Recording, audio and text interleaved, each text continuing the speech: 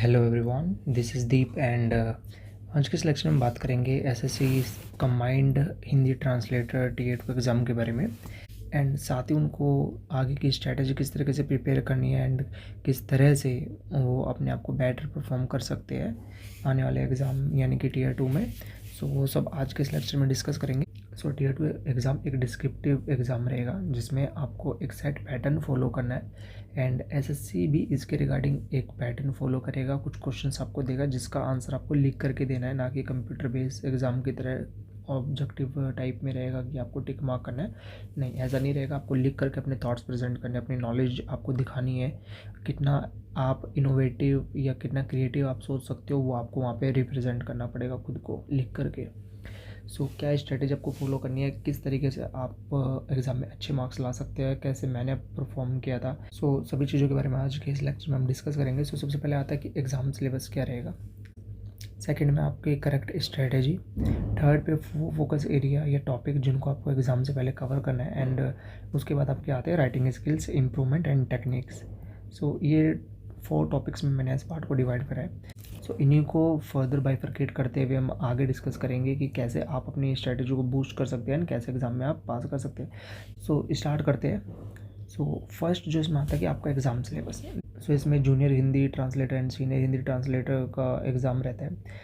Combined Hindi translator में 200 marks का आपका पेपर रहेगा जिसमें आपके 4 ही क्वेश्चन रहेंगे। ऐसा नहीं है कि आपको बहुत सारे क्वेश्चन मिलेंगे, उनको आपको लिखना है, पैराग्राफ मिलेंगे, नहीं।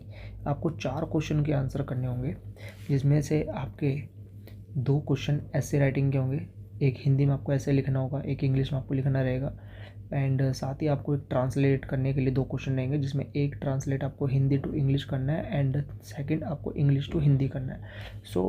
चारों क्वेश्चन आपके 50 मार्क्स के रहेंगे। मार्क्स इक्वल है, टाइम भी आप इक्वल ले सकते हैं। आपको जो एग्ज़ाम रहेगा ये 2 आवर्स का रहेगा। आपको 30 मिनट्स ईच क्वेश्चन मिल सकते हैं।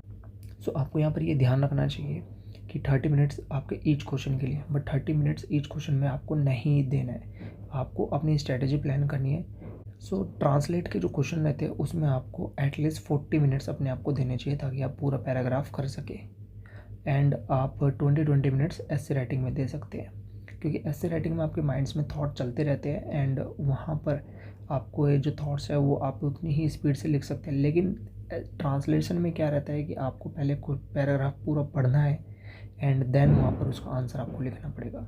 आप ऐसा नहीं कर सकते कि आप 1 लाइन पढ़ रहे, 2 लाइन पढ़ रहे फिर उसके बाद लिखते जा रहे हैं, क्योंकि उससे पैराग्राफ की एक्चुअल मीनिंग नहीं आएगी। वो लाइन वाइज आप हिंदी ट्रांसलेट कर रहे हैं बट एक्चुअल मीनिंग पैराग्राफ की नहीं आ रही।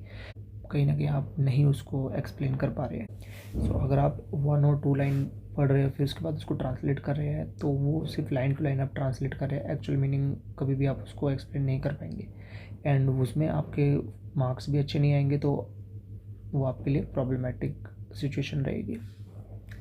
मैं आपको यही सजेस्ट करूँगा कि आप क्वेश्चन पेपर के जो पार्ट्स है यानी कि 4 जो क्वेश्चन है उनको बाइफरकेट करते चले एंड उसी के रिगार्डिंग आप अपनी स्ट्रेटजी बनाएं। इसका जो सेकंड पॉइंट आता है वो आता है कि focus point to be covered before exam.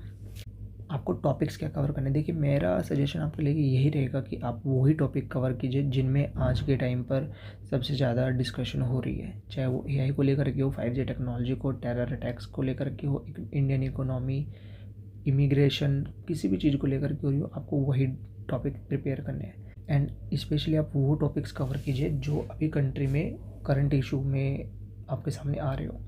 जैसे SC/ST एक्ट आप पढ़ सकते हैं, नॉर्थ ईस्ट की प्रॉब्लम्स पढ़ सकते हैं, टेरर अटैक्स पढ़ सकते हैं, राइट, GST रिफॉर्म के बारे में पढ़ सकते हैं। तो जो भी आपको पढ़ना है आप ज़रूर पढ़िए, बट जो करंट इश्यूज़ हैं, बड़े टॉपिक्स हैं, वो आपको ज़रूर पढ़ना चाहिए। इलेक्शन को लेकर के आप पढ़ सकते हैं। काफ़ी स्टेट में अभी इलेक्शन चल रहे हैं तो वहाँ पर आपको ज़रूर पढ़ना चाहिए इलेक्शन के बारे में। तो वो एक श्योर टॉपिक्स हो जाते हैं जिनके आने की संभावनाएँ रहती हैं। प्लस यहाँ पर मैं आपको ये भी बताना चाहूँगा कि एक टॉपिक से दूसरे टॉपिक को आप कवर कैसे कर सकते हैं। देखिए, सारे टॉपिक्स जो होते हैं वो एक दूसरे से इंटरकनेक्ट रहते हैं, बट आपको ये पता होना चाहिए कि आप किसी क्वेश्चन को दूसरे क्वेश्चन से कैसे रिलेट कर सकते हैं। एग्जाम्पल के तौर पे मैं आपको बताता हूँ the impact of AI automation. And second यहाँ पे जो मेरे पास टॉपिक है the impact of social media on youth and society. इसके बाद आप टेक्नोलॉजी बूम एंड बैन कर सकते हैं। सो जितने भी ये 3 टॉपिक हैं इन सबको मर्ज करके आप एक टॉपिक बना सकते हैं। अगर आपको टेक्नोलॉजी से रिलेटेड कुछ भी आता है तो आप एआई ऑटोमेशन को उसमें इन्वॉल्व कर सकते हैं, सोशल मीडिया को इन्वॉल्व कर सकते हैं। अगर आपसे एआई ऑटोमेशन के बारे में पूछा जाता है तो आप social media and technology boon and ban यानी कि अभिशाप या वरदान इस चीज़ को उसमें इंक्लूड कर सकते हैं। तो सभी चीज़ें एक दूसरे से इंटर कनेक्टेड रहती है। सो सेम यहाँ पर जैसे अगर आपसे इंडियन इकोनॉमी की बात की जाती है तो आप गुड्स एंड सर्विस टैक्स के बारे में बात कर सकते हैं, अनएम्प्लॉयमेंट के बारे में बात कर सकते हैं, राइट। एंड दूसरी चीज़ों को आप इन्वॉल्व कर सकते हैं। बट 3 के पेयर में यहाँ पर मैंने आपको बना के दिखाया कि किस तरीके से आप एक चीज़ से दूसरी चीज़ को इंटरकनेक्ट कर सकते हैं।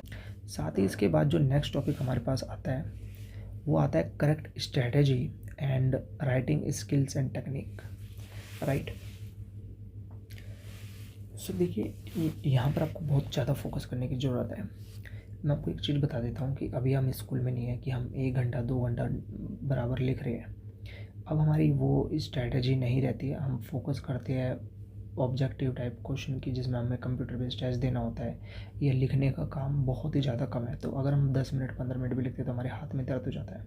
अब आप सोच के चलिए कि आपकी अगर हैंड राइटिंग स्पीड ही अब नहीं है तो आप 2 घंटे पेपर में कैसे लिखेंगे, और अगर आप 2 घंटे नहीं लिख पाएंगे तो आपका पेपर कंप्लीट नहीं हो पाएगा। सो यहाँ पर कई बार बच्चों को पूरा पेपर आते हुए भी बच्चे पूरा पेपर नहीं कर पाते हैं और उनके अच्छे मार्क्स नहीं आ पाते। सो स्ट्रैटेजी के रिगार्डिंग मैं आपको यही सजेस्ट करूँगा कि आपको एक पैराग्राफ हिंदी इंग्लिश जैसे कि मैं पहले ही बता चुका हूँ वो आपको पढ़ना है। सो देखिए दूसरा इसका पॉइंट आता है लिखने से रिलेटेड, जो कि बहुत इंपॉर्टेंट रोल प्ले करेगा।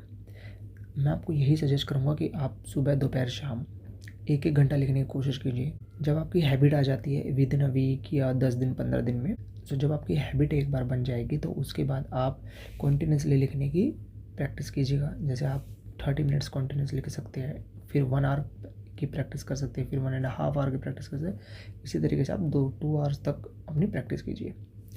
नेक्स्ट पॉइंट इसका आता है पेन से रिलेटेड। मैं आपको यही सजेस्ट करूँगा कि जो पेन आप प्रैक्टिस के दौरान यूज़ करेंगे वही पेन आप पेपर के टाइम पे भी यूज़ कीजिएगा, क्योंकि हमारी जो मसल मेमोरी होती है हैंड्स की वो एक पेन को रिकॉग्नाइज करती है। सो नेक्स्ट इंपॉर्टेंट पार्ट आता है practice translating and precise writing. देखिए 2 क्वेश्चन जो कि 100 मार्क्स के होंगे और ऑलमोस्ट हाफ पेपर आपका रहेगा वो ट्रांसलेशन का रहेगा।